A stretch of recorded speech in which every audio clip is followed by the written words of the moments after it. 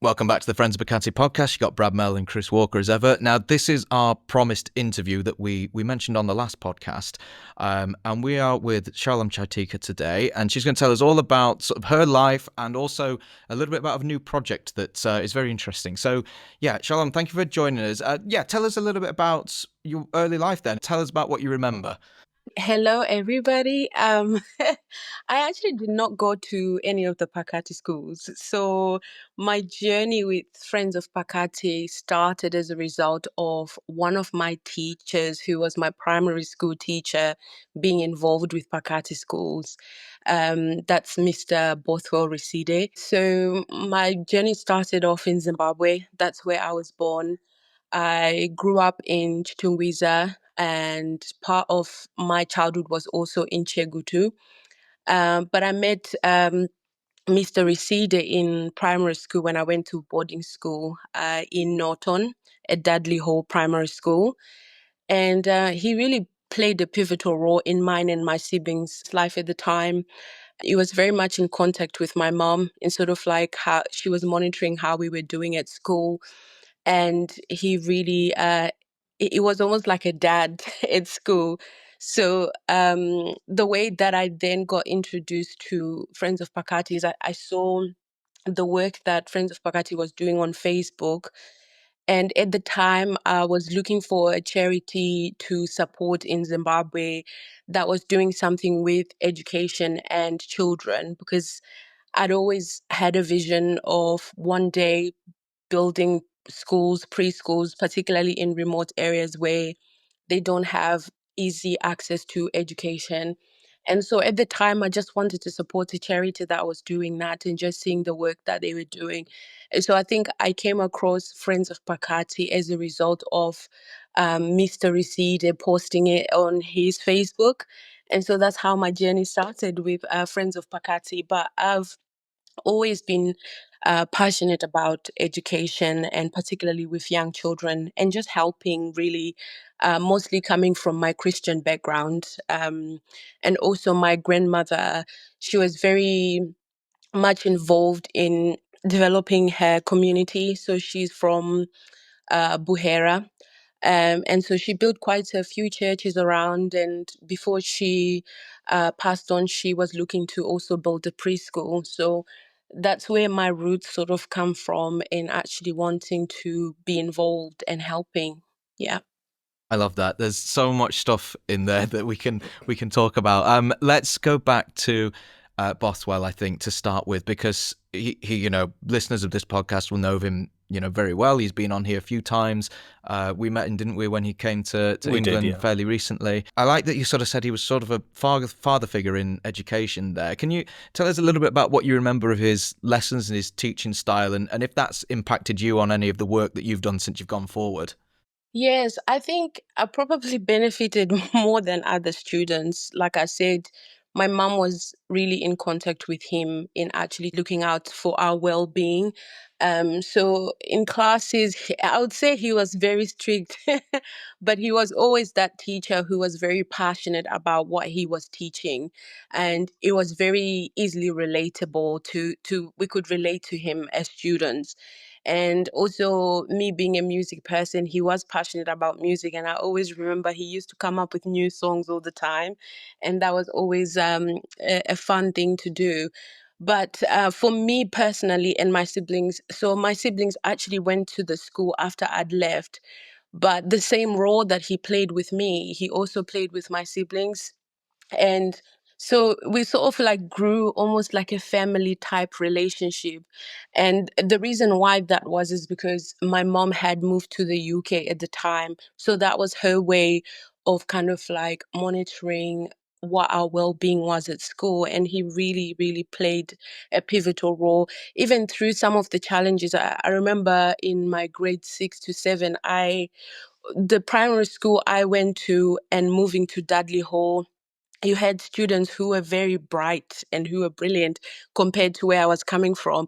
And when I started, my grades significantly dropped. And I remember him playing quite a key role in helping me to actually adjust into kind of like the environment that I was in terms of like education wise. But I remember him being very, very, being very, very supportive.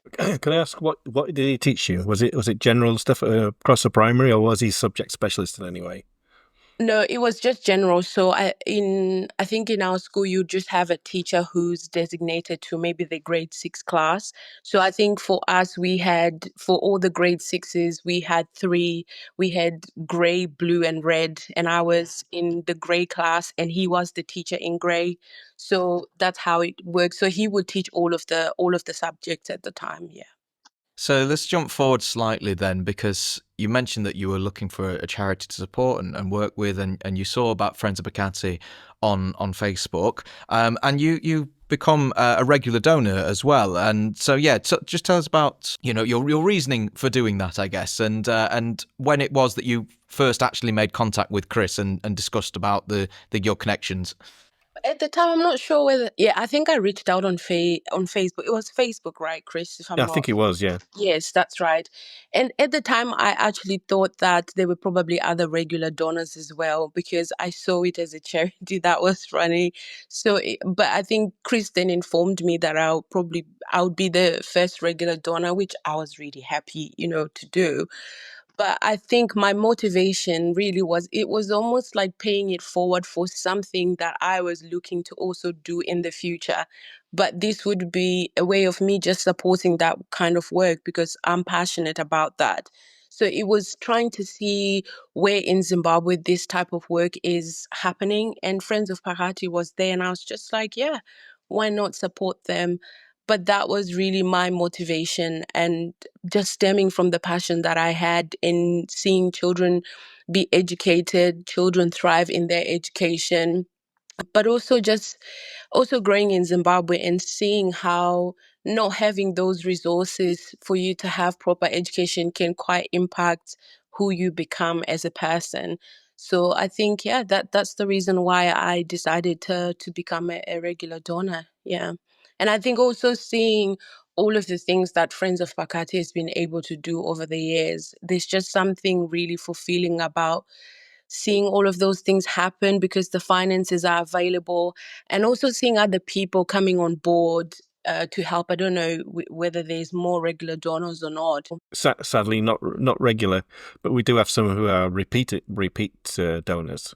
So each time we put something forward and say we want to do this, then Yeah. there are some people who'll donate specifically for that particular thing, or each time rather than sort of monthly. But we're very, very happy that that you choose to donate monthly. Yeah. It's great. I'm just amazed that somebody would do that. But this is for me coming into that. I always thought that's how you support charities. I just thought, you commit to do that because I think another charity that I'd supported before was Tier Fund, but Okay, yeah. sometimes what happens is when charities are huge, you kind of are a little bit far removed to the Mm, work and what they're doing, and you don't really see it. But I think with Friends of Pakati, I think what I really liked also was how Friends of Pakati would give quite an update and a breakdown of what was happening with the finances and what mm. they needed. Because one of the things I'm noticing is that transparency can be lacking quite a lot. And so I think that even motivated me to just want to stay and continue to give Mm. because that was there. Yeah. Yeah, I mean, I've always tried to be upfront about the money that comes in, that where it goes, and that I don't take anything out of it personally. Yeah. It's and to be honest, and there aren't many people who actually know this, but sometimes when we get donations through like GoFundMe or PayPal, they often take a little cut off it. But so if somebody sends it £10 and I get £9.20 or whatever, then Yeah. then I put £10 into the Friends of Pakati bank account, Yeah. so Wow. so they don't lose out. Yeah. Let's look at a little bit more to do with your projects then. And I'm just reading your blog at the minute. Let's talk a little bit about the Challenge Ministries. So could you just explain to people what that is? So Challenge Ministries is a charity that is based in Eswatini, started by Pastor Kevin and Helen Ward. So it started off as a feeding program on the streets of Eswatini because there were quite a lot of homeless children.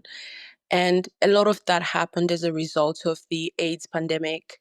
Currently, they're still dealing with the highest prevalence of HIV with about 27%. And so while they were doing the feeding programs, they realized that most of the children that they were actually feeding on the streets didn't actually have a home to go back to as a result of not having parents. So what they did is they started building mud and stick houses in order to house the children. Then they built a Hawane Children's Home in Eswatini, and they realized that they actually didn't have the capacity because there was a greater need for the actual.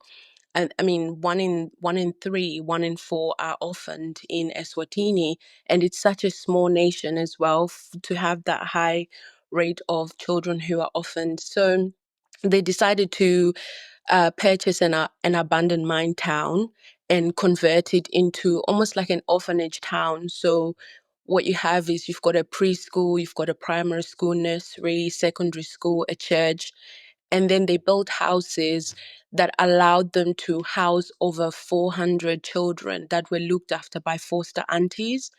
And so everybody who works in that community works with the children. It's a very safeguarded community.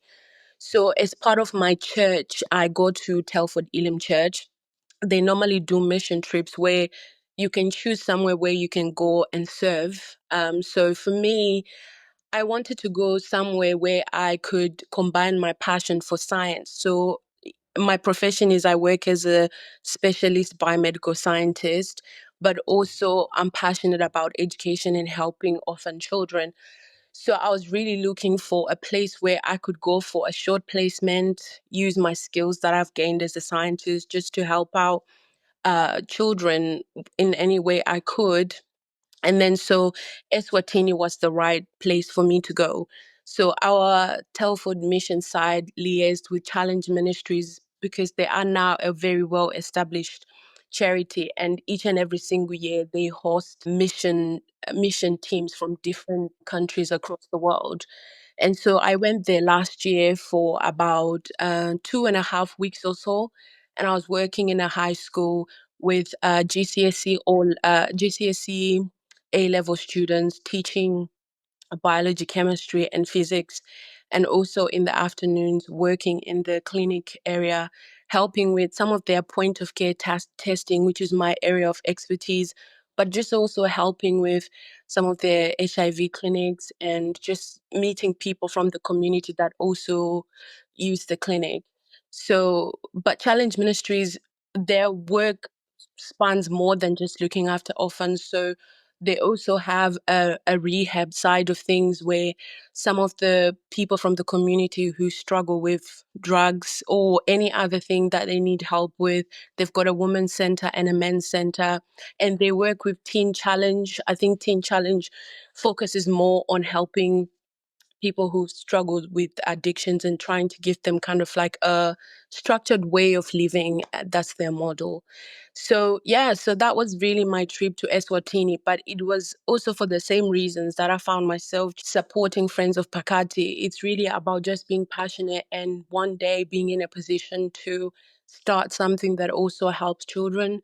But it was a really eye opener of what's actually possible, because while I was there, I saw a system that was really run well, people who are accountable, people who were transparent, but also seeing how they cared for the children. And I think Eswatini is a very cultured place, and in order to tackle the HIV and AIDS pandemic, they had quite a lot of cultural barriers that they had to break through in order to actually be able to start reducing the HIV and AIDS rates there. But yeah, so that was my journey. That's really interesting. And I It think, is, yeah. yeah, just talking about the sort of standard of education there, because you mentioned it was college level and A levels. That's very different to what we normally talk about. We normally talk about primary school students, don't we? And I know one thing that Chris said recently was that when he has since been back to Pakati, that the state of education and the classrooms and everything like that is basically the same as when he was there 30 years ago. So interesting to sort of see the differences for maybe the higher education standards that from your experience anyway?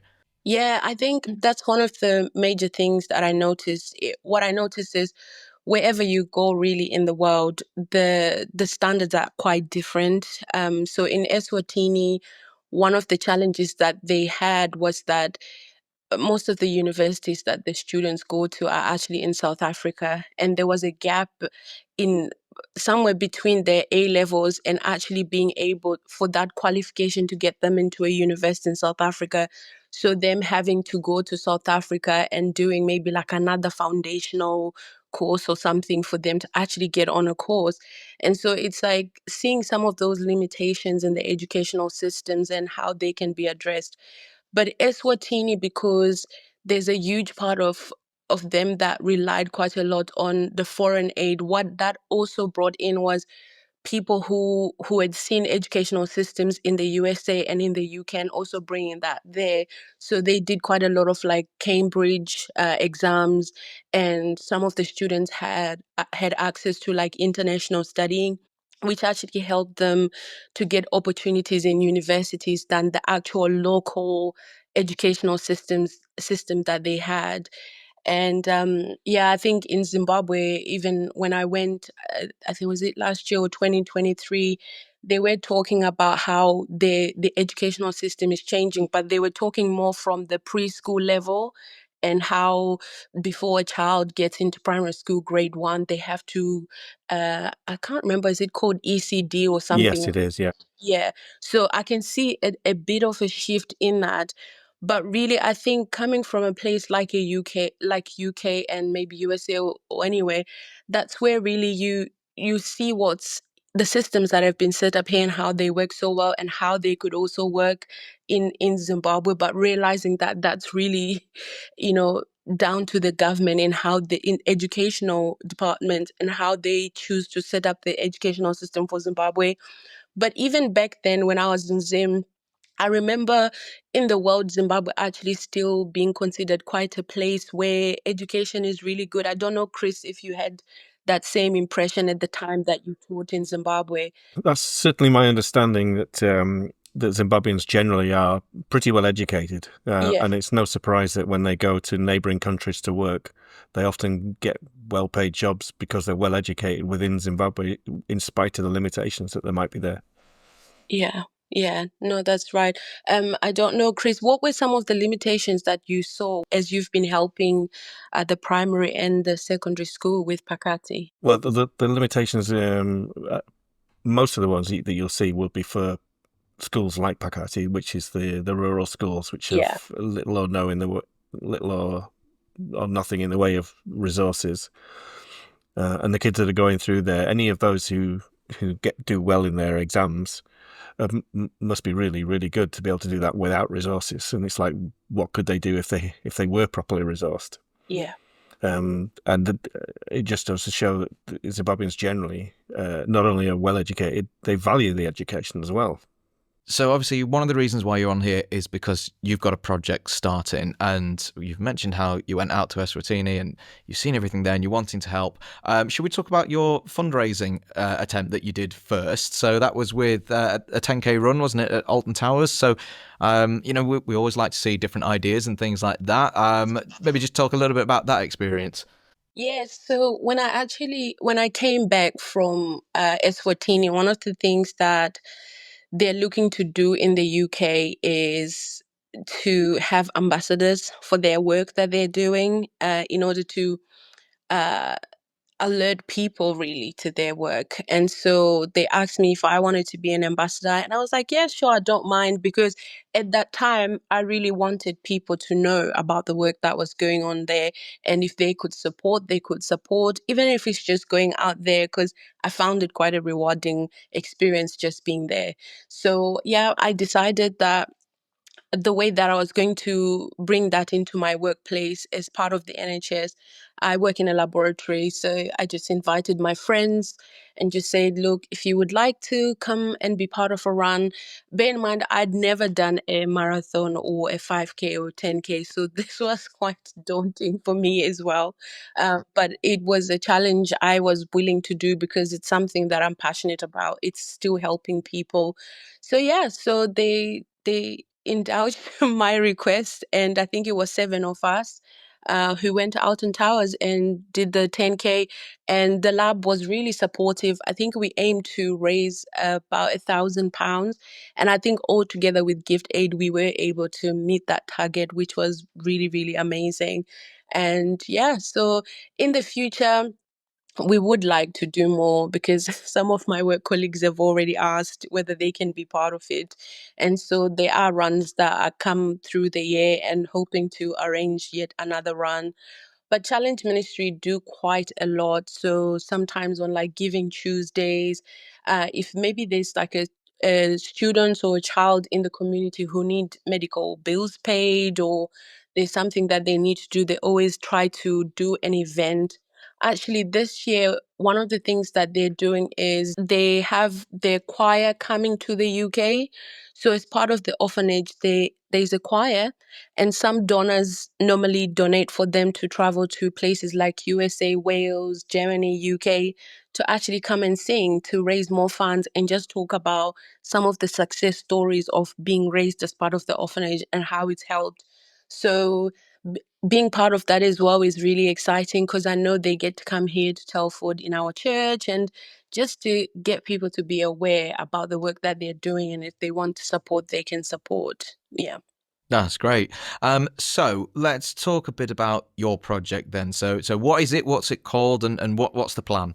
So my project is called Created for Purpose, and the reason why I chose that name is I just believe that every child is created for a purpose, and that's coming from my Christian background.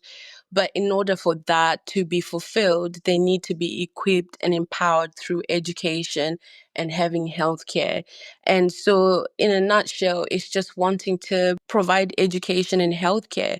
Particularly, I would like to focus on the remote areas where that's normally a challenge. So the first place I'm looking to start is Buhera area. My grandmother was passionate about it, and she wanted to build a preschool in an area where the students couldn't go to school during the rainy season because the river would just overflood the area. And so, yeah, that's just it in a nutshell. This year, at the moment, we're really looking to set up a framework that works. So, having the right people on board. I mean, with education and healthcare, we need to make sure that we have the right guidelines, because we are accountable at the end of the day to the charity commission and the people who eventually be donors. And so it's important to set up that framework. And yeah, so looking to do some fundraising events once we're fully registered. I know to actually operate in Zimbabwe, we have to set it up as a non-charitable organization, and also they're having a structure. So there's quite a bit of groundwork that needs to be done, but that's really my vision, and that's why I have been doing and supporting other people who are doing that same work, and even highlighting the work that Friends of Pakati is doing is saying, yeah, it's almost like you're joining part of the group that is making the difference, and that's why we're there. So yeah, it's called Created for Purpose, because every child is created for a purpose, and we want to empower them through education to be able to go after those things that they've been created to be able to do. Education and healthcare is a huge part of that. It sounds great. It does, yeah. I'm really impressed with what she's planning to do, and obviously I shall try and help where I can with any advice that you need. I'll see what I can do for you. Yeah, and I think, Chris, even from my first conversation with you, telling you about this, you've really been helpful in actually helping me to think about many different things, even talking about things like websites and how to set that up. And I really appreciate that help. It's sometimes it can be an idea, but the actual intricate details, you might not know what they are. So I really appreciate every single person who's been helping me along the way. Yeah, I mean, when I set mine up, I did it all myself. I got little bits of help from people, little bits of advice, Yeah. but generally the actual practical thing of doing it, I did pretty much all myself to begin with. And gradually I've picked up friends and people who are interested in what I do, and people who are now regularly help me, like Brad does. And I always Yeah. appreciate what people do for us. I think it's great. Yeah, definitely. No, Yeah. I think working with as part of a team, I think you always need people. Otherwise it will not be possible without Yeah. others. Yeah. Yeah, indeed. Thank you for joining us on this because, as you say, you can hear there's quite a lot of crossover between the two projects. So it would be, it's always good to sort of feature different things and how we can all help each other out. So yeah, thank you so much for coming on this. It was really interesting. Yeah, no problems. Very good question. Thank you for having me. Our pleasure.